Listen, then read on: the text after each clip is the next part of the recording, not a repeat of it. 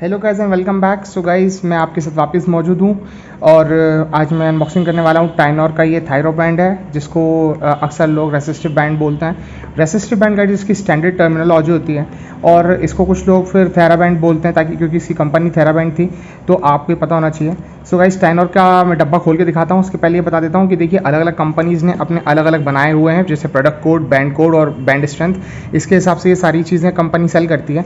तो जल्दी से इसे ओपन कर लेते हैं। तो गाइज जैसे ही हम टाइनॉर बैंड के इस बॉक्स को ओपन करेंगे, आप देखेंगे कि एक पॉलीथिन है और फिर बॉक्स के अंदर एक मैनुअल है। तो ये मैनुअल लिए रहा गाइज, और इसके अंदर सारी चीज़ें लिखी रहती हैं। ठीक है, इसे साइड में रख देते हैं, डब्बे को साइड में रख देते हैं और जल्दी से बैंड को खोल के देखते हैं कि बैंड की क्वालिटी कैसी है। तो गाइज़ मैंने सबसे पहले बैंड को खोल लिया। आप इसके ऊपर देखेंगे ये सिल्वर सा ये दिया हुआ है, ये क्वालिटी बताता है कि ये इसकी क्वालिटी प्रोडक्ट है।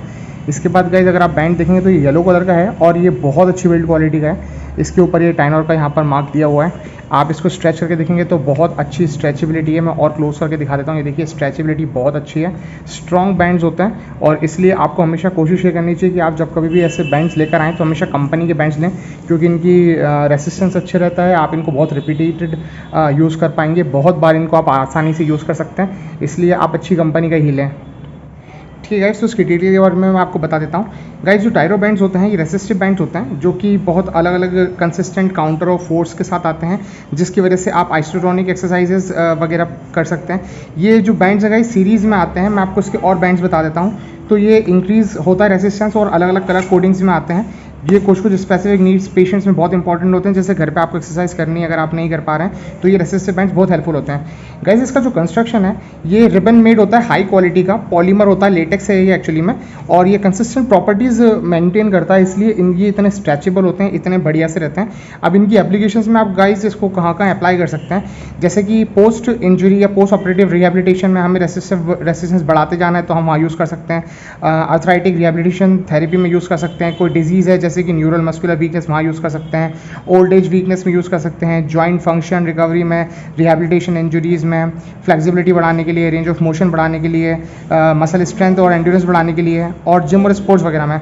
अब इसके इंस्ट्रक्शंस गाइस कि इसको यूज़ कैसे करना है आपको, वो मैं आपको बता दूँ जल्दी से कि ये जो प्रोडक्ट है इसको हमेशा कोई क्वालिफाइड फिजियोथेरेपिस्ट के अंडर ही आपको इस्तेमाल करना है। ये स्ट्रेचेबल तो होता है बट कभी कभी लोग इसको गलत तरीके से इस्तेमाल करते हैं तो कहीं टूट जाता है या कहीं लग जाएगी, तो आपको इस चीज़ का थोड़ा सा ध्यान रखना है।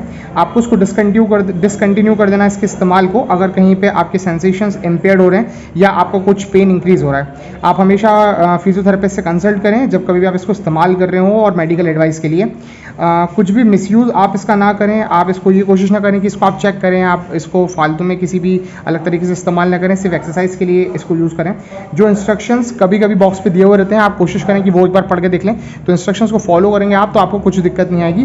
बहुत अच्छे सब बैंड है ये, और इसकी लेंथ भी मैं आपको दिखा देता हूँ। देखिए लेंथ इसकी ऑलमोस्ट इतनी लंबी है कि जब मैंने इसको दो तरफ से ऐसे फोल्ड किया हुआ है तो आप देखेंगे कि ये मैंने इसको देखिए 4 फोल्ड कर दिया है। अगर 4 फोल्ड में इसको स्ट्रेट कर दिया है मैंने तो ये पूरा का पूरा स्क्रीन कवर कर पा रहा है। अगर 4 फोल्ड में आप इसको स्ट्रेट करेंगे तो बहुत लंबा हो जाएगा, ऑलमोस्ट 4 फीट्स का होता है ये, तो आप इसको आसानी से कहीं भी यूज़ कर सकते हैं।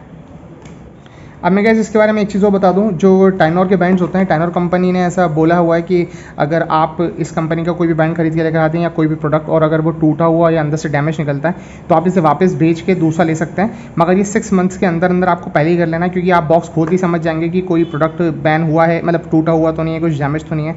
अब इसकी केयर कैसे करनी है गाइस, तो गाइस जैसे कि मैं बता रहा हूँ कि ये लेटेक्स होता है तो आप इसको हैंड वॉश कर सकते हैं माइल्ड डिटर्जेंट या वाटर से, मगर वाटर का जो टेम्परेचर है वो 30 डिग्री से कम होना चाहिए। इसको आप फ्लैट सरफेस पे या ड्राई शेडो में आप इसको सुखा सकते हैं, बट आपको इसको ड्राई क्लीन नहीं करना है, आपको इसको आयरन नहीं करना है, इस पर प्रेस नहीं फेरनी है, आपको इसको ब्लीच नहीं करना है, आपको इसको स्ट्रेच नहीं करना है बहुत ज़्यादा ड्यूरेशन तक या कुछ ज़्यादा एक्सटेंड लिमिट तक। आपको जैसे कि जो बाम्स होते हैं, ऑयल्स होते हैं, केमिकल्स होते हैं, सॉल्वेंट्स होते हैं, इनसे इसका जो वो है कॉन्टैक्ट है वो दूर रखना है। आप इसको शार्प ऑब्जेक्ट से दूर रखिए कि कहीं इसमें बीच में से कट ना लग जाए, और इसको डायरेक्ट सनलाइट से दूर रखना है गाइस, और हाई टेम्परेचर से।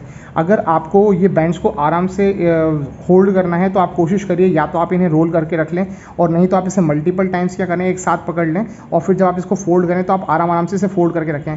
आप इसे एयर टाइट प्लास्टिक बॉक्स में अगर रखेंगे तो बहुत अच्छी बात है, तो उसमें क्या होगा कि इसमें ना मॉइस्चर आएगा, और इसका जो लेटेक्स होता है ये स्मूथ है। देखिए मेरी फिंगर्स में भी स्मूथनेस आ गई है, तो आप जब इसको इस्तेमाल करेंगे तो इसका स्मूथनेस भी नहीं जाएगी और ये ख़राब भी नहीं होंगे। तो मैं आपको कुछ बता देता हूँ एक्सरसाइजेस जो आप इसके थ्रू कर सकते हैं।